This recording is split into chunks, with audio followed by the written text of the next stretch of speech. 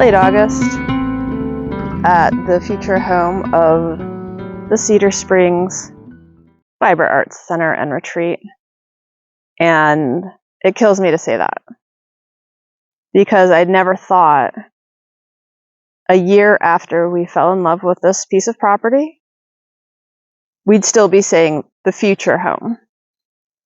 Never in a million years thought that it would take over a year to close on the property, to find a contractor, to get quotes, to try to get a loan with the bank to construct the store, the wood shop, and the Messy Arts Pavilion, which were all part of Phase One. I don't know if you can see right there some of the stakes that we had put out to mark where the store and wood shop were going to go. And then back behind the corner formed by these two buildings, the store and the wood shop, nestled back there in what's currently woods, was going to be the Messy Arts Pavilion. And unfortunately, with all of the back and forth with the bank, they were not able to finance the entire amount that we needed for Phase One, and the Messy Arts Pavilion had to be put off. And if you know anything about Cedar Springs, you know that the Messy Arts Pavilion was one of the key pieces of what we were hoping to do. We were going to have classes for fleece skirting. We were going to have wet felting, dyeing classes. The pavilion was going to give us a place for pop-up fiber arts festivals, like, little mini farmers markets, that kind of thing.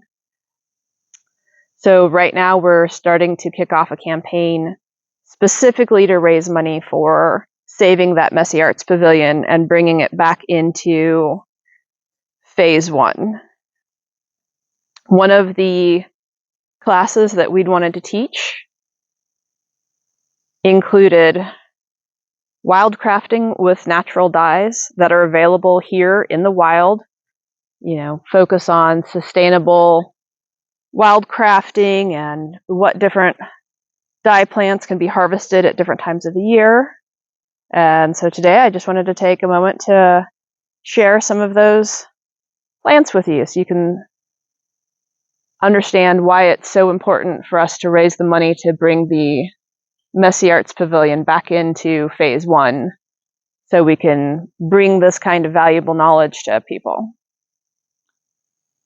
So the yellow flowers that you see before you, both blooming and about to bloom, these are various species of goldenrod. It's one of the things that I loved most about this property. You'll actually see goldenrod featured in our brochures because it's such an exciting plant to have available for natural dyeing in the fall, late summer to fall. Because you see we've got a variety of goldenrod that's already started. I believe it's called flat-topped goldenrod down here. And then these other plants will be probably closer to being ready in couple weeks. So when the flowers have just started blooming, you can harvest just them, just the very flowering tips, and get some very bright yellows in the dye pot. Later in the season, as the blooms start to fade, you can take the entire plant and put it in the dye pot at that point, and you get more yellows and greens. Honestly, I figure most plants you can get some kind of yellow or green dye out of them. It's just a question of how light fast they might be. But goldenrod in particular produces an extremely bright, brassy yellow when you just harvest these beginning flower clusters. Now, while we're here, I would also like to just dispel one myth. This has nothing to do with natural dyeing, but goldenrod is often blamed for fall allergies. And it is not, in fact, the source of the pollen that's giving you hay fever. Goldenrod pollen is very heavy, and it needs insects as pollinators to help carry it. What you're actually suffering from this time of year is ragweed, which is much harder to see, but that is ragweed. They often grow side by side, and so it's very common for people to get mixed up between the two plants and blame goldenrod for the allergies being caused by the ragweed. But there's the ragweed in front. You can see the leaves are very different from the goldenrod, which is here in back. So if you've got hay fever, don't blame the goldenrod. It's actually the fault of the ragweed right there, which we will not be harvesting as a dyeing plant. This particular patch of goldenrod probably won't still be here because we are right behind where the store is going to go. Again, those stakes are right there, which means that the pavilion is back here. Our new fundraiser is going to be selling bricks that we're going to use to help pave the area around the pavilion. And so hopefully when the fundraiser is successful, you will actually see the bricks here and the pavilion there. But don't worry, there's plenty of other locations where goldenrod will be available. So here is another dye plant that we have all over the Cedar Springs property. Although I'll be honest, I'm not sure this one would work so well for wildcrafting purposes. This would be blackberry. And you can see it has wicked thorns. Now, normally one might think of blackberry fruit as being the subject of the dye pot, but the leaves and stems can also be used for dyeing with. Basically, anything, honestly, that's high in tannins can be used for dyeing, and you'll get various shades of yellows or browns, depending upon what kind of mordant you used with it, maybe even some greens. But I'm going to be entirely honest, unless it's an extremely brave class, I'm not sure we're going to try wildcrafting anything with thorns quite like that. This is a tulip poplar. He looks a little rough, but you can see the distinctive shape of tulip poplar leaves. I have heard mixed things about the dyeing values of the tulip poplar. Some people say that you can get like a really intense yellow from the leaves, similar to the goldenrod we were discussing earlier. Some people say that you need to harvest and use the bark, which you see right here in the center, in order to get that beautiful gold color. But then other people say that it's not useful as a dye stuff at all, or that the leaves will give you shades of pink. And this is the kind of thing where having that Messy Arts Pavilion and being able to do these experiments and try these different things out would really be a great opportunity. Underneath the tulip poplar, we find a spiky little friend. This is a hawthorn. There's a number of different species of hawthorn, but the flowers in the spring can produce a beautiful yellow. And then these fruits, these berries that you can see here, green. Let me see if I can come around for a different angle. Apparently, in the fall when they're ripe, will produce a purple color on fiber, especially when combined with the twigs and branches, because again, the tannins help fix the dye and make it more light fast and darker. There we go. So you can see the hawthorn fruit here still has quite a way to go This would be one of those dye stuffs that's very dependent upon the season, but there's plenty of the fruit here, and of course harvesting the fruit and a few of the old broken branches. As you can see, there's a mostly dead branch here. Won't actually harm the tree or its ability to produce more fruit. We are going to be bringing more hawthorns up to the property, so this little specimen won't be the only one for dyeing in future years' harvests. We've just got all kinds of opportunities right here. So we were just talking about the tulip poplar, which towers overhead, our hawthorn, which occupies the shrub substory. This is a mountain laurel, and mountain laurel is really very problematic. It produces these beautiful flowers, but it's poisonous to goats. And if you've been following the Cedar Springs story for a while, you know that pagoras are definitely part of our program, and we can't have the mountain laurel all over the place posing a hazard to our pagora goats. However, I've also heard that mountain laurel leaves can also be used as dye stuff.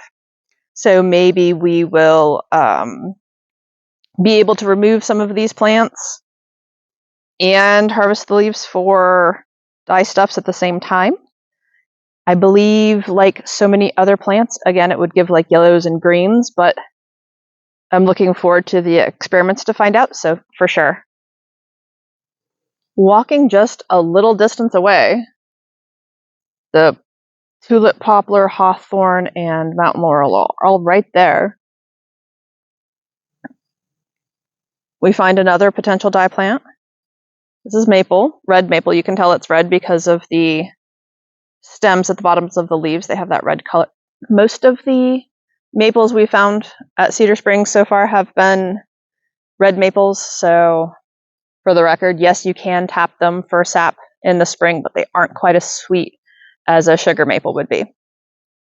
But I personally believe red maple leaves would provide a better dye than sugar maple anyway, because the red maple is just such an intense color when it comes to fall.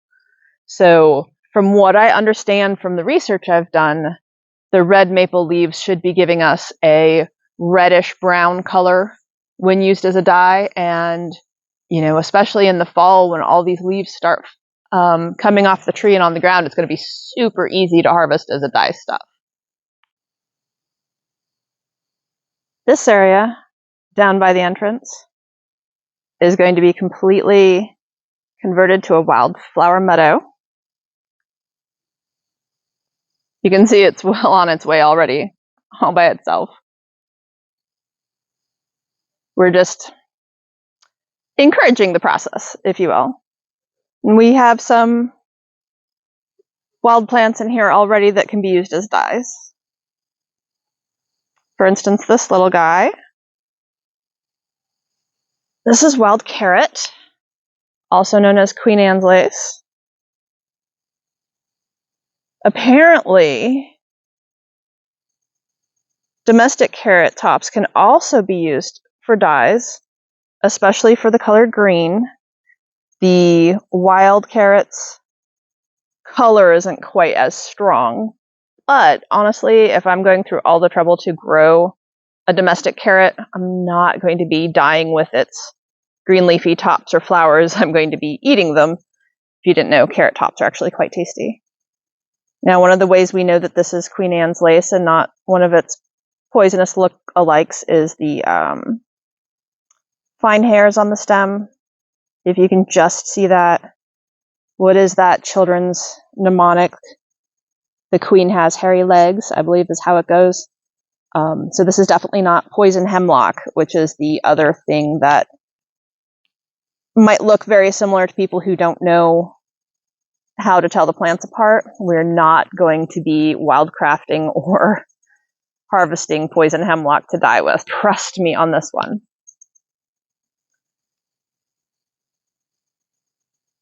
That's the nice thing about having actual classes about wildcrafting dyes. You can learn from people who know how to harvest sustainably and know how to identify the plants you're looking for, and then take that knowledge back with you. Oh, plus all the knowledge about dyeing as well, of course. So I wasn't sure I was going to be able to get this close, given all the thorns, greenbrier, and blackberries. I may not be able to get any closer. But if you can just see up there, the bits of pink and purple. Can you see that? In the back. Hold on, let me see if I can zoom in. So that's elderberry. There were a handful of native elderberry plants on the property, and we've introduced a few more. Elderberry leaves and bark can be used as dye stuffs. So again, well, maybe not again, I don't know if I've mentioned this already or not, you've got to be careful harvesting the bark of a tree, because anytime you harvest bark, you run the risk of injuring the plant to the point where it's not going to live.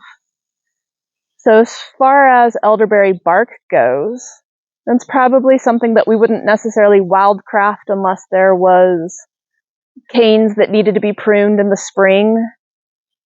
Otherwise, we would, here at Cedar Springs, go ahead and do that pruning and then save the bark for drying. But the elderberry fruit, I can't get any closer because of the thorns. Just like a lot of berries with this dark purple color, can definitely stain. You know, if you come to Cedar Springs for a dyeing class, you're going to want to make sure to wear clothes you don't mind getting messed up. There we go.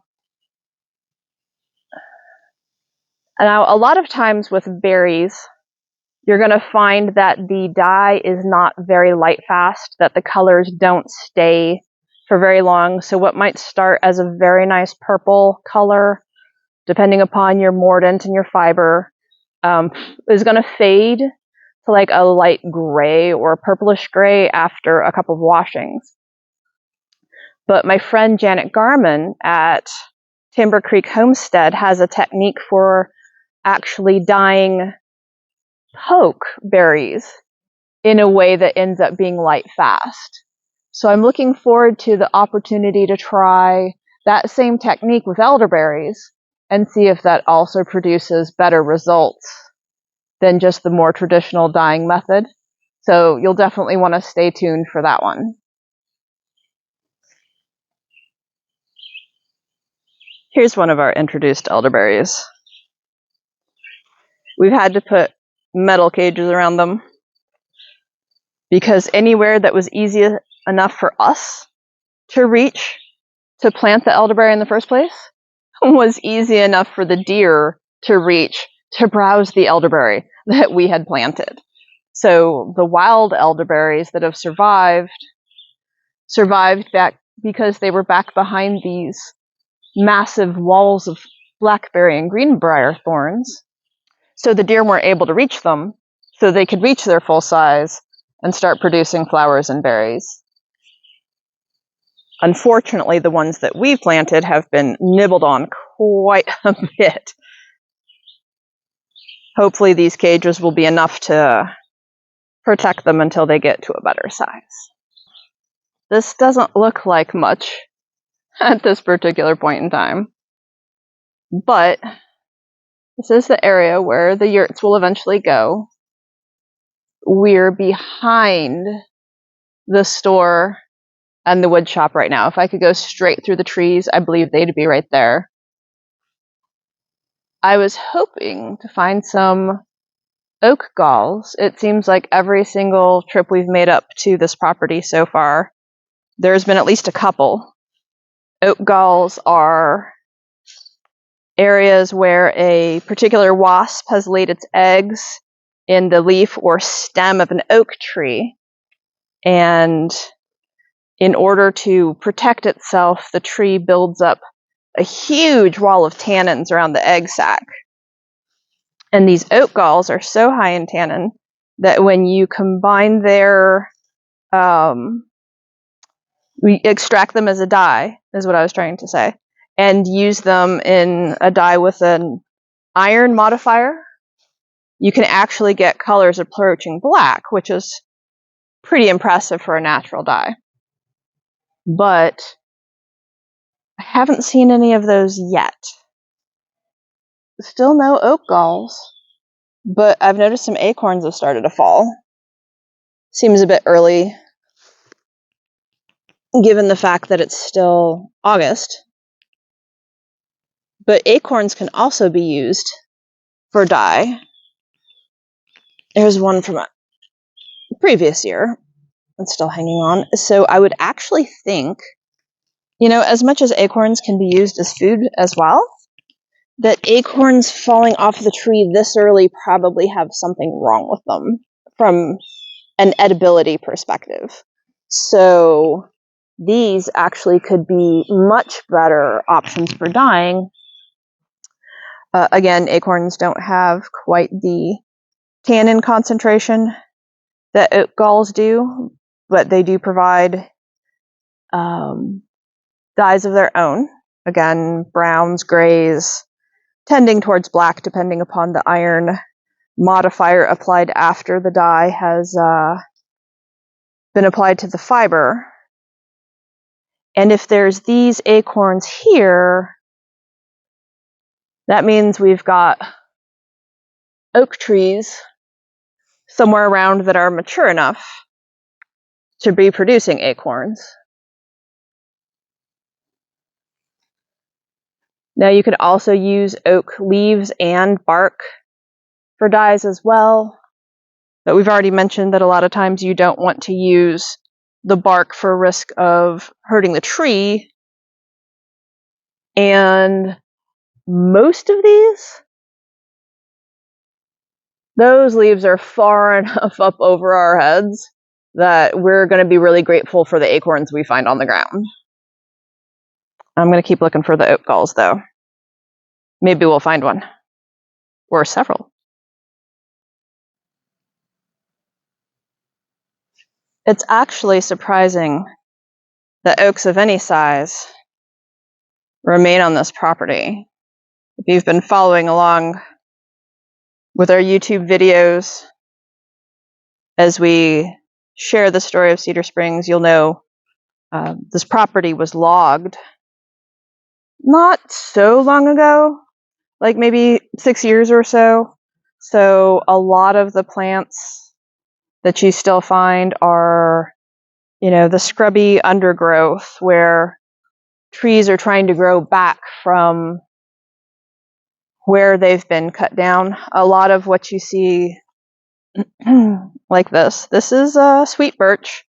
There's a lot of these young birch saplings everywhere. Well, come to find out, you can also dye with birch leaves and bark.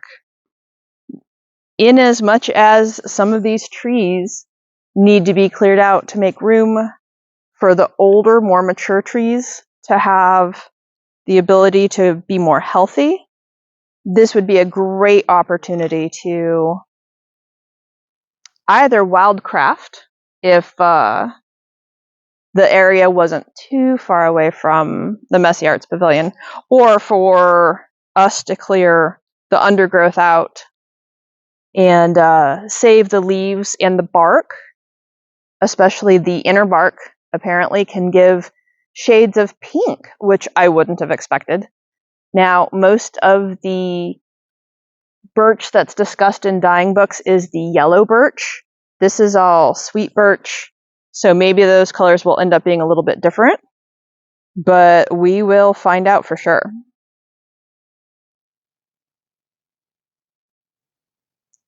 Oh no. So this sad looking little twig, that was a black walnut tree we introduced.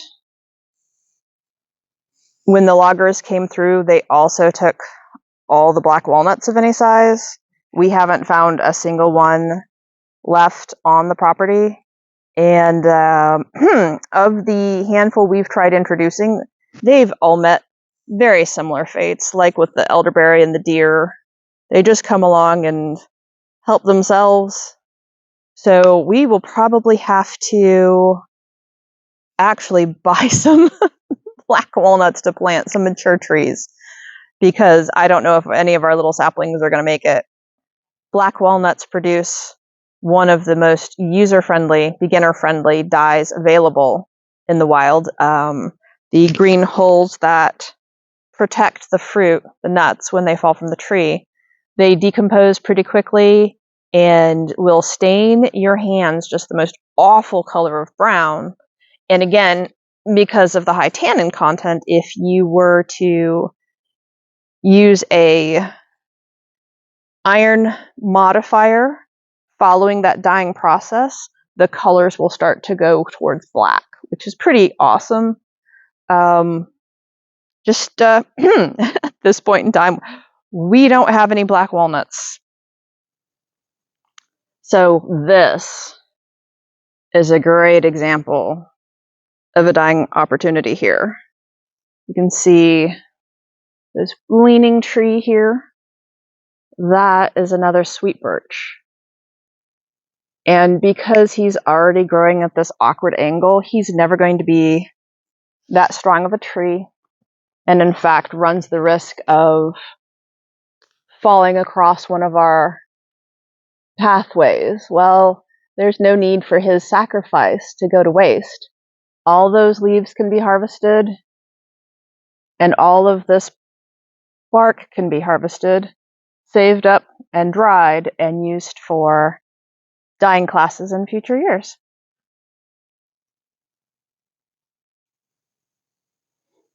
Well, this is exciting. I just found a few bracken. It's a type of fern that is another super easy plant for beginning dyers. Bracken can produce different colors depending upon the time of year. You're probably sick of hearing me say this, but yellows to greens. The younger plants in the spring will be more likely to produce the yellow colors.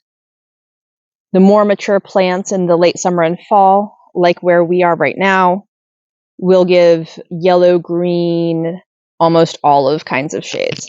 The nice thing about the bracken, A, they're available pretty much the whole year, but B, you see there's absolutely no thorns or possible poisonous lookalikes or anything else that makes it a concern trying to harvest these for a wildcrafting dye class.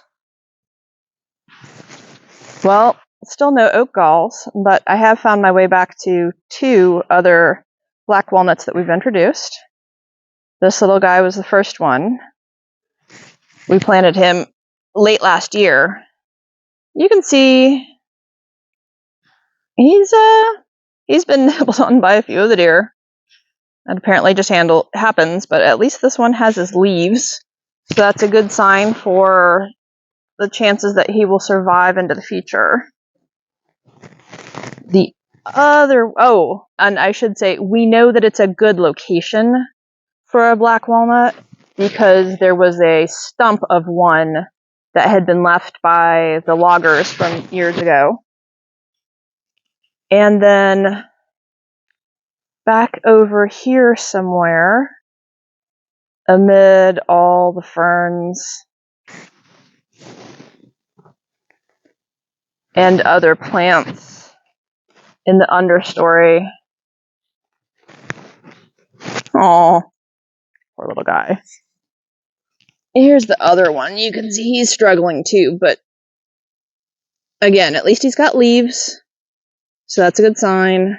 Maybe I should take this blackberry and just kind of place it over him, so the next time a deer comes for a nibble, it gets a snout full of thorns instead.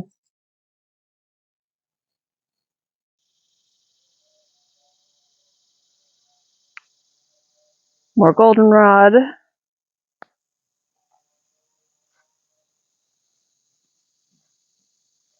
Plenty of wicked spiked blackberries. And then another cluster of elderberries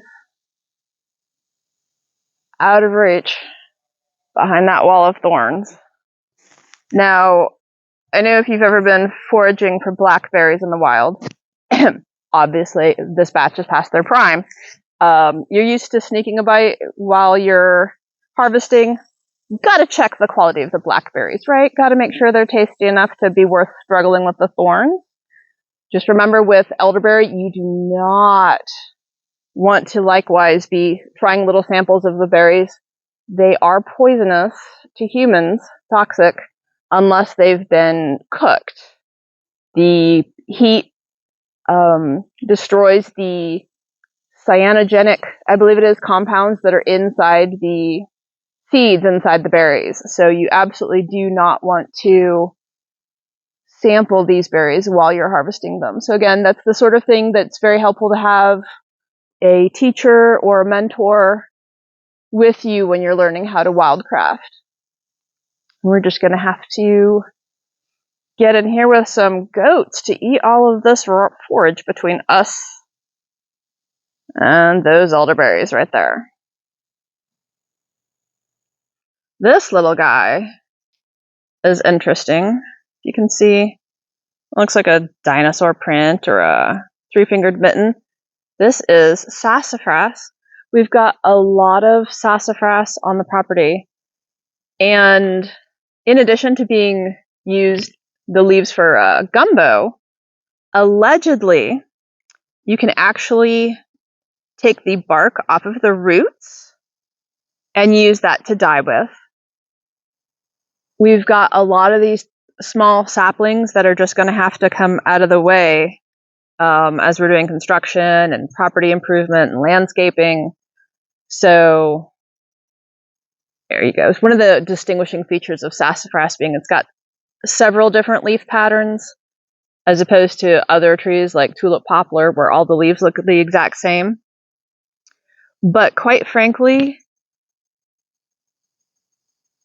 I'd have to find some pretty good sources for amazing colors coming from sassafras roots for me to think that peeling bark off of the roots is really a good way to gather dye stuffs.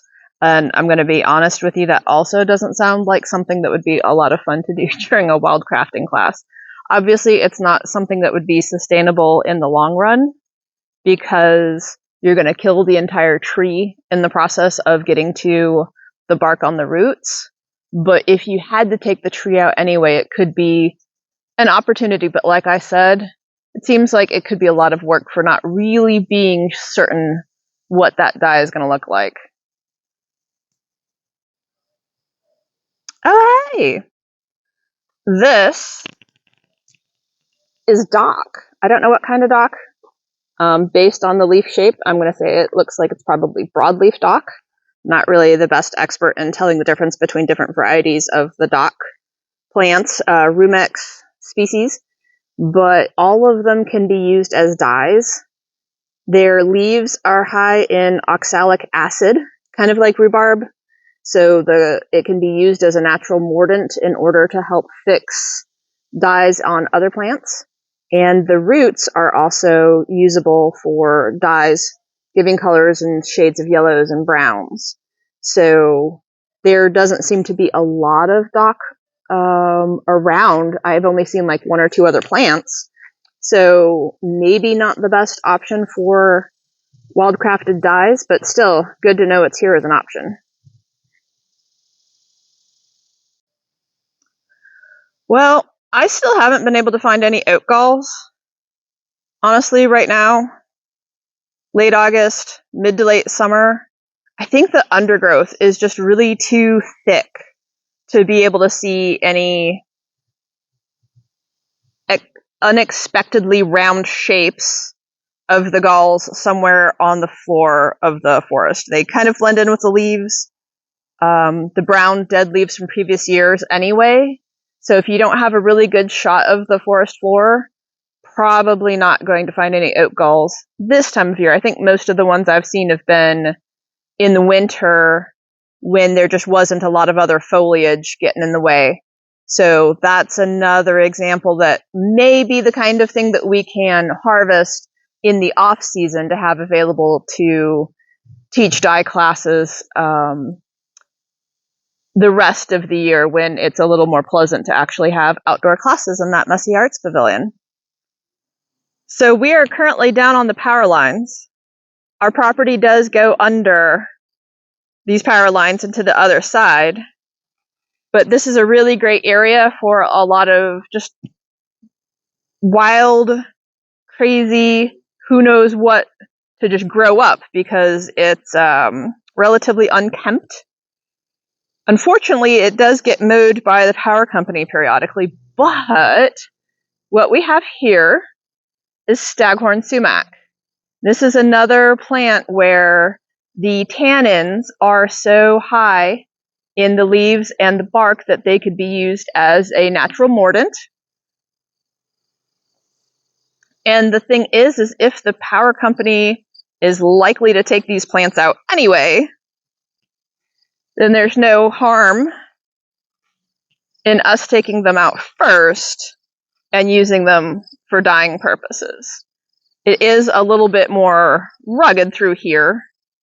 You know, the ground's a little uneven, so this would be a good opportunity for, wildcrafting, as long as people were wearing appropriate walking shoes and probably long pants. You see we've got some more of the extremely spiky blackberries in here, but that's really exciting to know that there's these sumac here that we can use. That's really awesome. So this is exciting. And I know it's hard to tell why it's exciting because we've just got a wall of green and brown here. But this brown is another variety of dock. I believe it's curly dock. So if I can get in here to see the leaves don't look like they're in great shape, but they're more curled and less wide and flat than the other ones. And these are honestly not just usable for dye, but you could even eat the seeds as well. Looks like we missed the seed harvest on this one, but it's good to know that they're here for future. The other thing that I'm kind of excited about here, because I'm, a dork, this is poke. So if you'll recall when I was talking about whether or not we could get a light fast dye with elderberries, and I mentioned Janet Garman's technique for getting good color with pokeberries, looks like we've got some pokeberries here as well. A lot of them are not quite ripe yet, but I don't know if you can even see there in the darkness. There's some which are already starting to get ripe, and if I can walk around over here. Poke is another one of those plants you need to be very careful when wildcrafting. Like the elderberries, we don't want to be eating a berry or two while you're in the process of harvesting because they also contain poisons. And gloves should actually be worn, not just because of the fact that the berries will stain your skin as you're trying to harvest them, but also because the poisons from the leaves and the stems, especially when the stems are red like this, that can actually make you end up feeling sick if you handle them too much without having gloves on your hand. So this is one for potentially wildcrafting with extreme care and caution. I mean, I'm excited to see it. Maybe it would work better to harvest the berries ahead of time and have them available to use. So I don't know how well you can see this tree here, the one with the grouping clusters of, well, they're fruit right now. They kind of look like flowers, but it's fruit at this point in the season. This is a tree that I'd never met before we came to West Virginia. It's called a sourwood tree. Interestingly enough, it gets its sour flavor from oxalic acid, which we mentioned briefly when talking about dock, which is also high in oxalic acid content. Now, the oxalic acid does give it a sour flavor, but from a dyeing perspective, what's interesting is that rhubarb is also used as a natural mordant, like the staghorn sumac for its tannins, except with the rhubarb, it's for the oxalic acid content, because it just helps fix the dyes of other plant materials a little more strongly in the fiber. So rhubarb leaves are actually considered to be toxic because their oxalic acid content is so high. With sourwood trees, in the spring, the leaves are actually edible when they're first leafing out, and the leaves are very soft and young and new. You don't want to overdo it as far as eating the leaves, just like anything else that's high in oxalic acid, which honestly includes regular garden vegetables like spinach and Swiss chard. If you eat too much of them, they can bind minerals so that your body doesn't absorb them properly, and can also lead to kidney stones. So, point being, yes, you can eat them, but you don't want to overdo them.